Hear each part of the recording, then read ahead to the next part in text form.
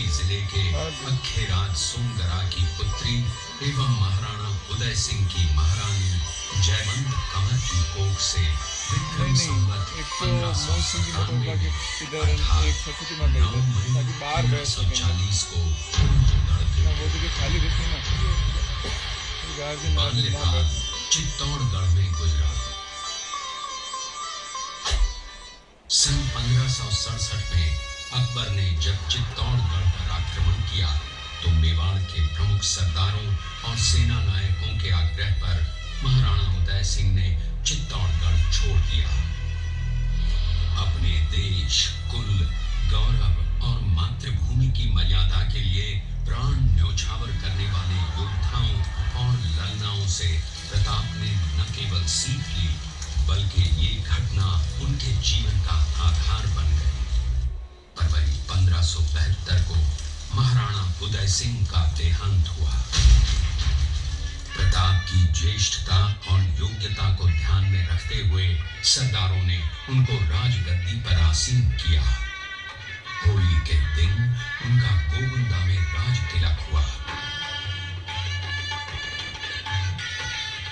उस समय तक लगभग सभी राजाओं ने अकबर की अधीनता स्वीकार कर ली थी।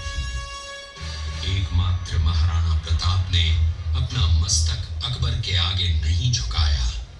प्रताप मुगलों से लोहा लेने की तैयारी में जी जान से जुट गए। 18 जून 1576 की सुबह हल्दी घाटी और खमनोर के मध्य एक मैदान में ऐतिहासिक युद्ध हुआ। महाराणा प्रताप की सेना गोगुंदा से हल्दी घाटी पहुंची, जबकि सेनापति मानसिंह के नेतृत्व में मुगल सेना ने हल्दी घाटी के ठीक नीचे मैदान में अपना मोर्चा जमाया।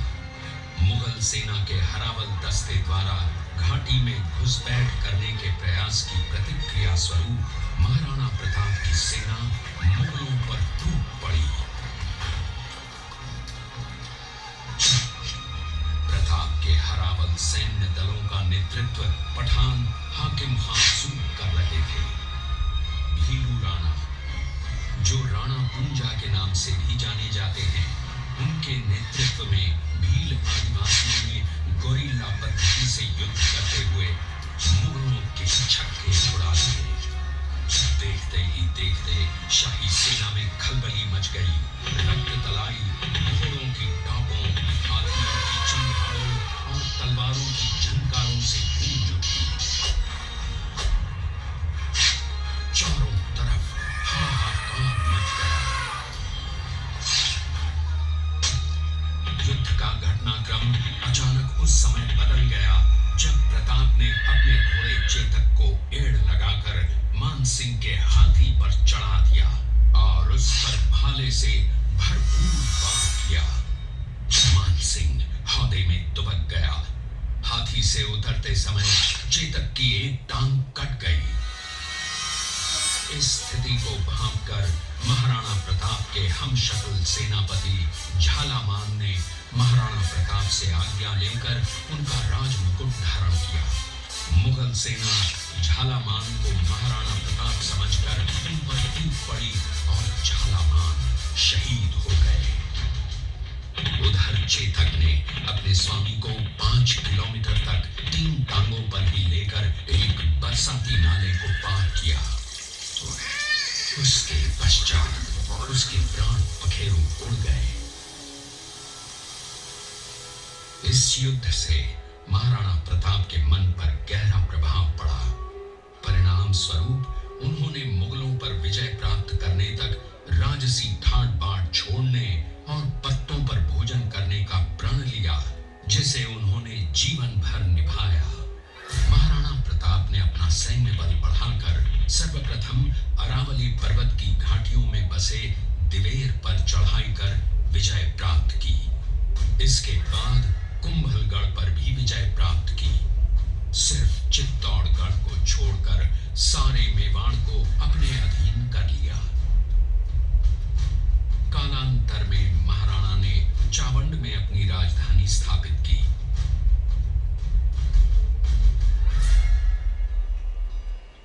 19 जनवरी 1597 को राणा प्रताप ने माता मात्र 57 वर्ष की आयु में इस संसार से प्रयाण किया।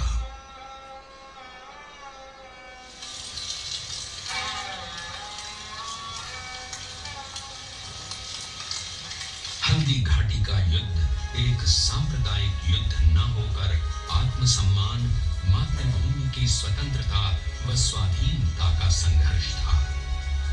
इसका प्रमाण ये है कि जहां पर अकबर की सेना के सेनापति जयपुर के राजा मानसिंह थे, वहीं पर महाराणा प्रताप की सेना के सेनापति काबुल के हाकिम खां सूर थे।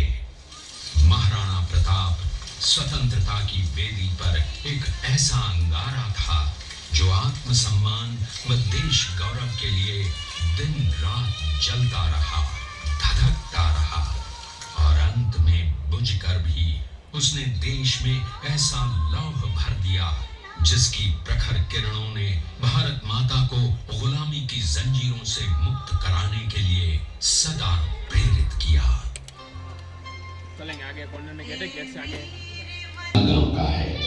हल्दी घाटी युद्ध के बाद महाराणा प्रताप अपनी प्रतिज्ञा का पालन करने के लिए वनवासी जीवन व्यतीत करने लगे। उनके पास पर्याप्त संपत्ति नहीं थी, तो उनके वित्त मंत्री भामाशाह ने अपनी सारी सुख सुविधा को छोड़कर अपने राजा को स्वयं का धन 25 लाख रुपए व राजकोष में 20,000 अशर्फियां देश के लिए अर्पित की, जिससे महाराणा प्रताप ने 12 वर्षों तक अपनी सेना को संगठित किया, सैन्य शक्ति को बढ़ाया और मेवाड़ मातृभूमि को आजाद करवाया। करवाया था। इस किले के अंदर 9 मई 1540 ईस्वी में महाराणा प्रताप का जन्म हुआ था। इस किले की ऊंचाई समुद्र तल से 3,568 फीट की है। इस किले की दीवार 36 किलोमीटर तक फैली हुई है। इस दीवार का नाम ग्रेट वॉल ऑफ चाइना के बाद द्वितीय पायदान पर दर्ज है। इस किले के अंदर 360 प्राचीन मंदिर हैं। उन मंदिरों में से जग प्रसिद्ध महादेव का मंदिर सबसे प्राचीन है। कुंभलगढ़ किला यहाँ से 65 किलोमीटर की दूरी पर है। कृपया अब आप सब इसी किले के अंदर महाराणा प्रताप का बचपन बीता था। इस किले की तलहटियों में महाराणा प्रताप ने अपने गुरु से शिक्षा प्राप्त की थी। ये किला 12 वर्ग किलोमीटर में फैला हुआ है। इस किले पर जब भी विदेशी यात्राओं ने आक्रमण किया और उस आक्रमण में कोई भी राजा व सैनिक वीर गति को प्राप्त कर लेते, तो उनकी पत्नियां वीरांगनाएं अपने सतीत्व की रक्षा करने के लिए जलती हुई अग्नि में कूद प्राणों को त्याग देती थी, जिसे हम जौहर कहते हैं। चित्तौड़गढ़ में 3 मुख्य बड़े जौहर हुए थे। प्रथम जौहर 1303 ईस्वी में रानी पद्मिनी ने 16,000 स्त्रियों वीरांगनाओं के साथ जौहर किया था, सिर्फ अल्लाउद्दीन खिलजी के कारण। दूसरा जौहर 1535 ईस्वी में गुजरात के शासक बहादुर शाह के आक्रमण के कारण कर्मवती ने वीरांगनाओं के साथ किया। और तीसरा जौहर 1561 ईस्वी में हुआ, जब मुगल शासक अकबर ने चित्तौड़गढ़ पर आक्रमण किया। उसी समय में रानी फूलकुमारी ने 7,000 वीरांगनाओं के साथ जबर किया। फिर भी अकबर का मन नहीं भरा और अंत में हजारों आम लोगों का कत्लेआम करवाकर मौत के घाट उतारा गया। इस किले में देखने योग्य विजय स्तंभ है, कीर्ति स्तंभ, मीरा मंदिर, जैन मंदिर, कालिका माता मंदिर, भामाशाह हवेली, कुंभाश्याम मंदिर, फतेह प्रकाश महल हैं। ये किला यहाँ से 140 किलोमीटर दूरी पर है। ये देखते हुए सभी अतिथि आगे की तरफ चल। शेरपुर गांव का दृश्य है। अब्दुल रहीम खान आना अजमेर का सूबेदार था। जब वो शेरपुर पहुंचा तब इसका पता कुंवर अमर सिंह को चला, जो महाराणा प्रताप के पुत्र थे। अमर सिंह ने शेरपुर छावनी पर अचानक आक्रमण कर दिया।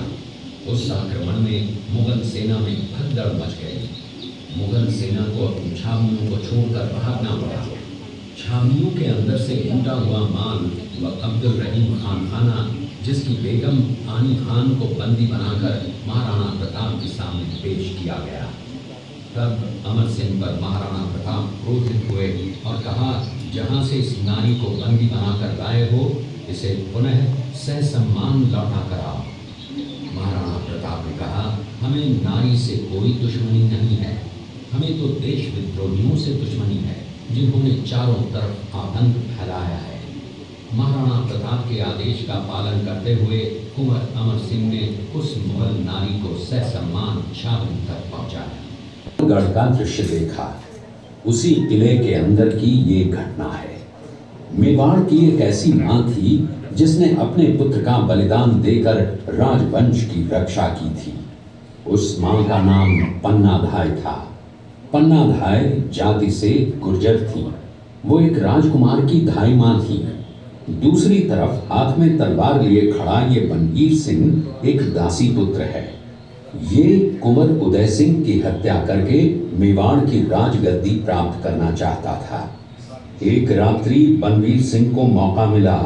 वो राजकुमार उदय सिंह के बड़े भाई विक्रमादित्य सिंह की हत्या करके राजमहल की तरफ आगे बढ़ा। इसकी सूचना पन्नाधाय को लग गई। कुछ समय तक पन्नाधाय चिंतित हुई।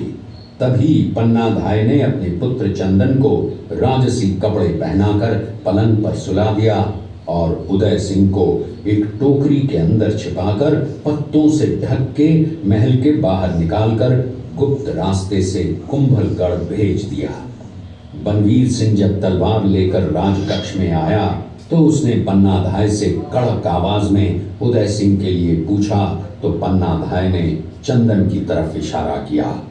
बनवीर ने चंदन को उदय सिंह समझकर चंदन की हत्या कर दी और ये समझने लगा कि मैंने राजकुंवर उदय सिंह को मार दिया। वही राजकुंवर बड़े होकर राजा बने और अपने नाम का उदयपुर नगर बसाया, जो यहाँ से 40 किलोमीटर दूर है।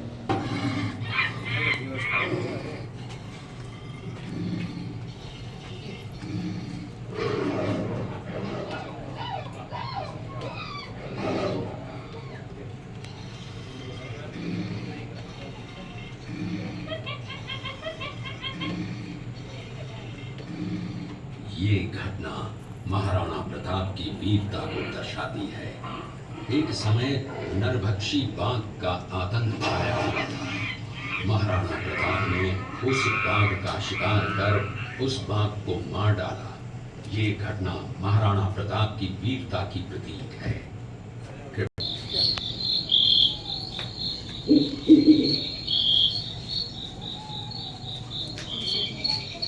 इस दृश्य में देखिए, महाराणा प्रताप अपनी प्रतिज्ञा का पालन करते हुए। महाराणा प्रताप ने प्रतिज्ञा की थी कि जब तक अपनी मातृभूमि को शत्रुओं से मुक्त नहीं करा लेता, तब तक न तो मैं महलों में रहूंगा, न किसी धातु के पात्र में भोजन करूंगा, न किसी गद्दी के बिछौने पर सोऊंगा। पत्ते ही भोजन के पात्र होंगे, जमीन ही बिछौना होगा। इस प्रतिज्ञा का पालन उन्होंने 21 वर्षों तक जंगलों में रहकर किया। इस दृश्य में देखिए, महाराणा प्रताप वृक्ष के नीचे बैठकर पत्तों पर खाना खाते हुए। इसी कारण हम आज भी महाराणा प्रताप को श्रद्धा व सम्मान से याद करते हुए देशभक्ति की प्रेरणा प्राप्त करते हैं। ये दृश्य महाराणा प्रताप और सुविख्यात स्वामी भक्त घोड़े चेतक के अंतिम मिलन का है। हल्दी घाटी युद्ध के बाद चेतक घोड़े ने 22 फीट के एक बरसाती नाले को पार किया। ये उसी समय का दृश्य है। पास में खड़े महाराणा प्रताप के छोटे भाई शक्ति सिंह हैं, जो पहले मुगल सेना में थे। बाद में वो महाराणा प्रताप की तरफ आए, माफी मांगी और अपना घोड़ा महाराणा प्रताप को दिया। ये देखते हुए सभी अतिथि आगे